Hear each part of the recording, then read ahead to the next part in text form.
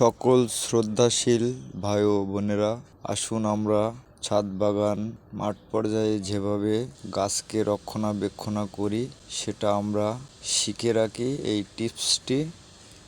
টিপসটি এখন গুরুত্বপূর্ণ হতে চলেছে।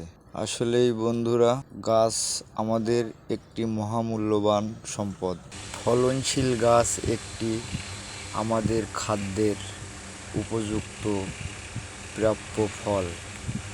ফলনশীল গাছ সকলেই আমরা ভালোবেসে থাকি, আর এই গাছগুলো আমরা ইচ্ছা করলে নিজেরাও রোপণ এবং তার রক্ষণাবেক্ষণ করলে আসলেই আমাদের ফ্যামিলির চাহিদা এবং মেটাতে পারি। বন্ধুরা, আসলে আমাদের মানবদেহের মহামূল্যবান একটি সম্পদ। এই বিস্তারিত নিয়েই আমার এই প্রতিবেদন। আজ আপনারা দেখতে থাকুন। আপনারা দেখুন গাছ কিভাবে রক্ষণাবেক্ষণ করবেন, পরিচর্যা করবেন।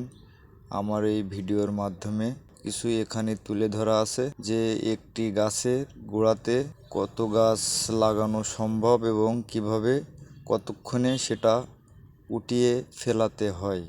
আসলেই অতিরিক্ত গাছ একটি জায়গাতে দেওয়া আসলেই উপযুক্ত নয়, কারণ একটি গাছের জায়গায় যদি বহু গাছ দেওয়া হয় সেই মাটিটা আসলে শক্তি কমে যায়।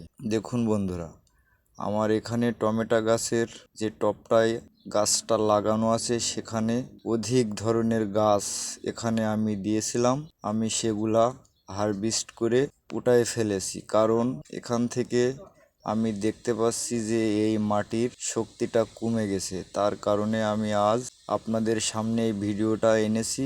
আসলে গাছ রক্ষণাবেক্ষণ করলে সেই গাছে ফল ফুল এবং গাছটা সঠিকভাবে তরতাজা হতে সক্ষম হয়। আসুন আমরা সকলে গাছ লাগাই, ফ্যামিলির চাহিদা মেটাই।